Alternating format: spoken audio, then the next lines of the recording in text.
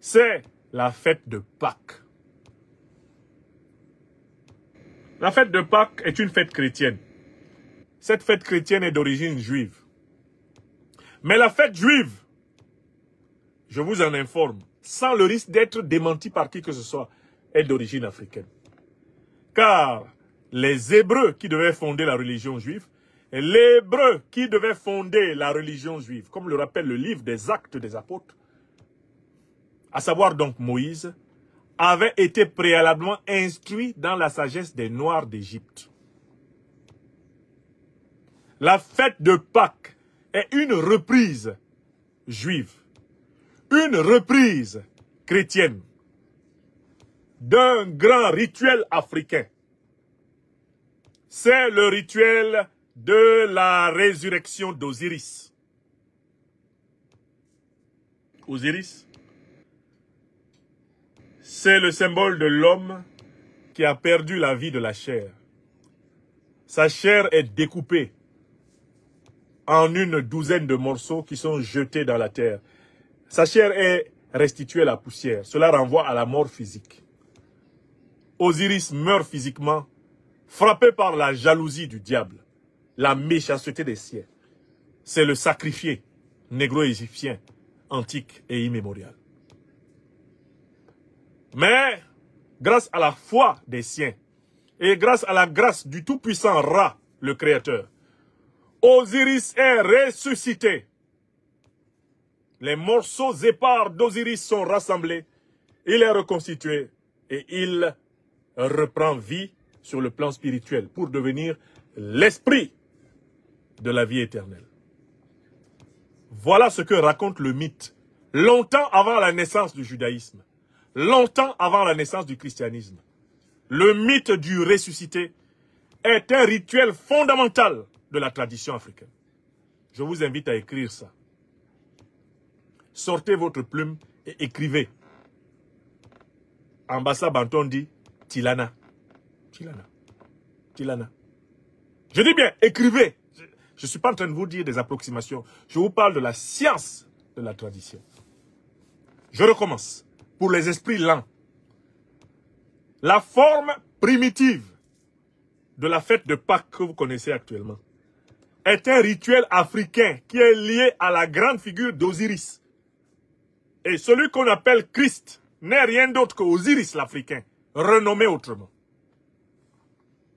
Le rituel consiste en ceci. Un être humain qui a décidé de servir Dieu, venu parmi les siens, est haï, il est maltraité, il est attaqué. Et notamment, il est tué par le diable. Le diable, dans la théogonie négro-africaine égyptienne multimillénaire, s'appelle Seth. Il est dépecé en 1000 morceaux. Il est destiné à être détruit à jamais. Poussière des poussières, sa chair est jetée au vent. Terminé. Mais, grâce à sa foi, grâce à l'amour que le tout-puissant Créateur, le maître des âmes, a pour lui, Osiris est reconstitué. Les morceaux épars d'Osiris sont rassemblés. Osiris est vivant. Voilà ce qu'enseigne la tradition africaine. Qu'est-ce qu'elle enseigne? Elle enseigne que il y a deux morts. Il y en a une qui est pire que l'autre. Il y a la mort physique et il y a la mort spirituelle.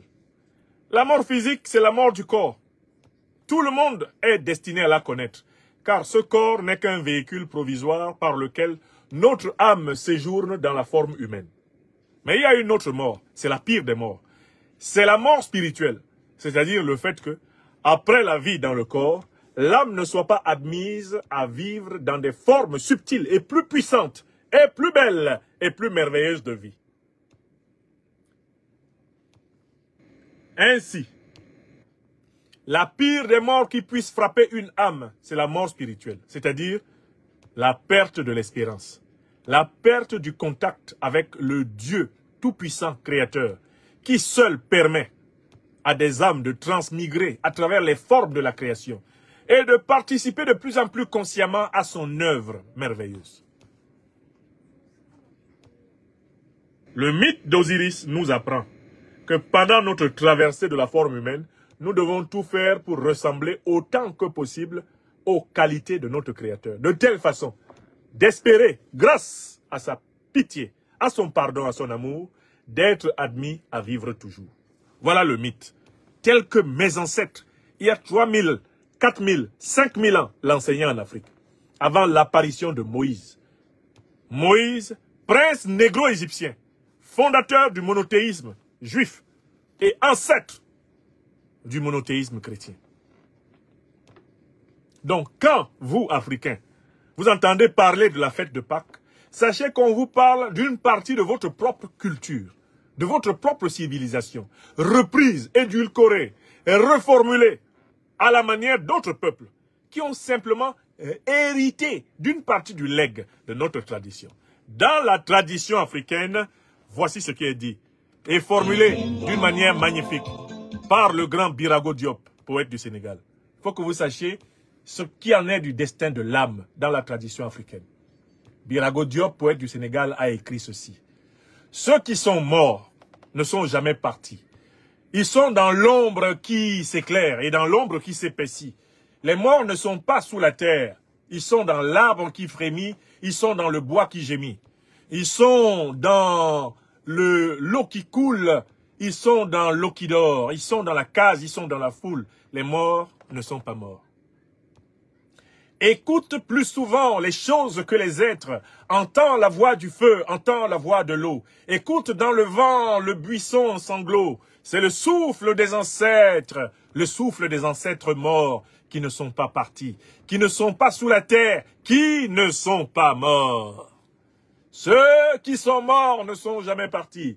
Ils sont dans le sein de la femme et dans le tison qui s'enflamme. Ils sont dans l'enfant qui vagit.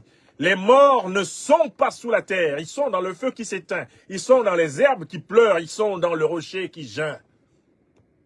Ils sont dans la forêt, ils sont dans la demeure. Les morts ne sont pas morts.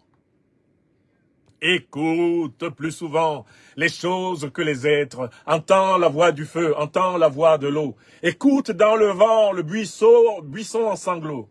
C'est le souffle des ancêtres morts, qui ne sont pas partis, qui ne sont pas sous terre, qui ne sont pas morts. Il redit chaque jour le pacte, le grand pacte qui lie à la loi notre sort, aux actes des souffles plus forts, le sort de nos morts qui ne sont pas morts, le lourd pacte qui nous lie à la vie. La lourde loi qui nous lie aux actes des souffles qui se meurent dans le lit et sur les fleuves, sur les rives du fleuve. Des souffles qui se meuvent dans le rocher qui geint et dans l'herbe qui pleure. Des souffles qui demeurent dans l'ombre qui s'éclaire ou s'épaissit, dans l'arbre qui frémit, dans le bois qui gémit, et dans l'eau qui coule et dans l'eau qui dort. Des souffles plus forts qui ont pris le souffle des morts qui ne sont pas morts. Des morts qui ne sont pas partis. Des morts qui ne sont plus sous la terre. Voilà le grand texte du grand poète sénégalais Birago Diop qui résume la compréhension africaine de la vie et de la mort. Et si vous relisez, méditez correctement ce grand poème de Birago Diop, vous avez la maîtrise de la symbolique de la Pâque, qui est la symbolique du triomphe de la vie et de l'amour sur la mort. Ça, je voulais d'abord ramener, pour ainsi dire, l'église au centre du village, c'est-à-dire au cœur de la tradition africaine où elle puisa ses sources. Car le fondateur du monothéisme, Moïse, est un prince négro-égyptien. C'est un prince négro-africain. Les trois religions monothéistes sont nées chez nous, en Afrique. Ce n'est pas une vérité du cœur, c'est une vérité de la raison.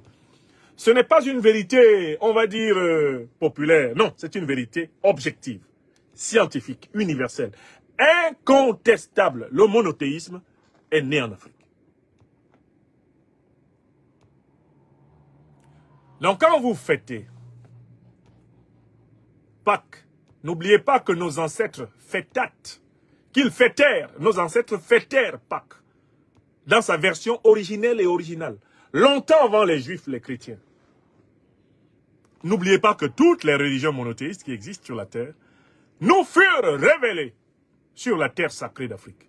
La plus sacrée des terres de ce monde, c'est le berceau de l'humanité. C'est l'Afrique. Tilanayomi. Là où l'homme a été créé par Dieu, c'est chez nous. Que personne ne vienne se tenir devant vous en présentant sa terre comme plus sacrée que la nôtre. Nous sommes la première terre humaine.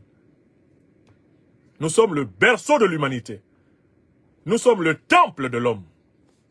Nous, Africaines et Africains. Écrivez ça. Je ne dis pas ça parce que je suis devant mes caméras et que je suis content ce dimanche. Je dis ça parce que c'est vrai.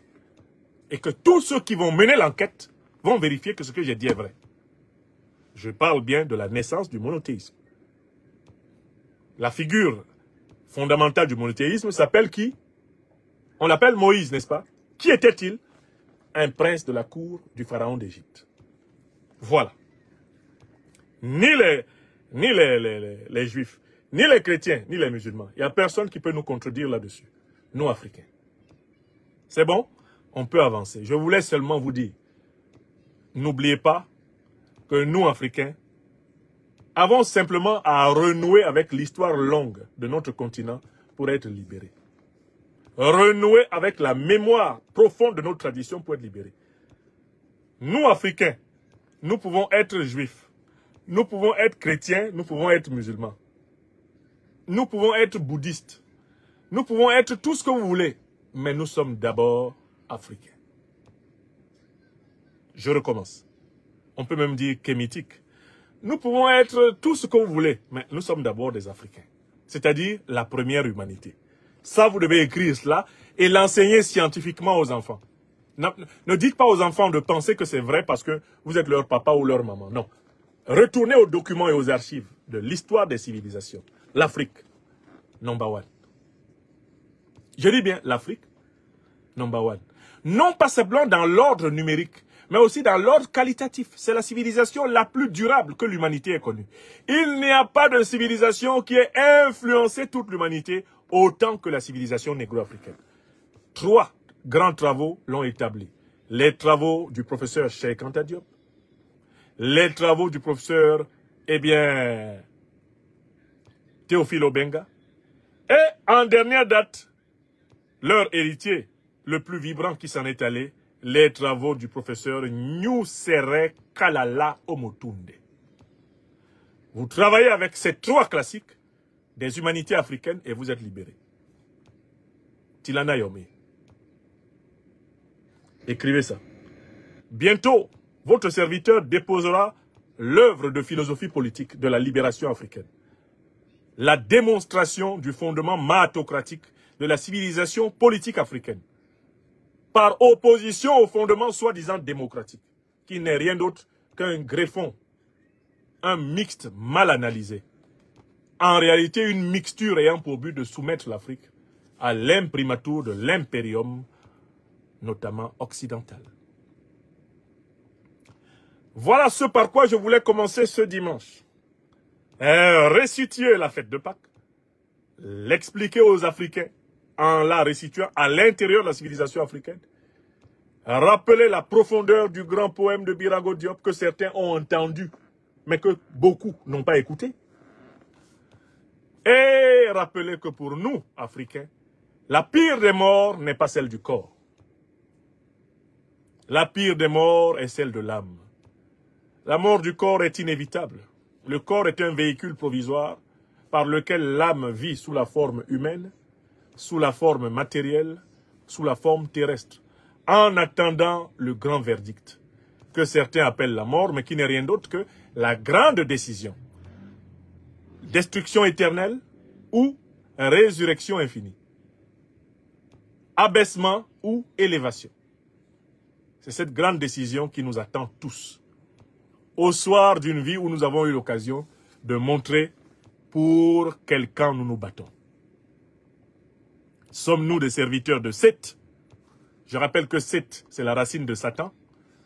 Ou sommes-nous des serviteurs d'Osiris? Je rappelle qu'Osiris, c'est la racine de Christ. Et que ce soit Seth ou Osiris, ce sont les mots de notre langue. Nous, les négro-africains, première civilisation planétaire, n'en déplaise aux aigris. Quand c'est vrai, c'est vrai. La première chose, abonnez-vous à cette page, cliquez sur le bouton s'abonner qui s'affiche juste en bas. Et la deuxième chose, cliquez sur la cloche de notification pour ne rater aucune des vidéos que je publie ici très régulièrement.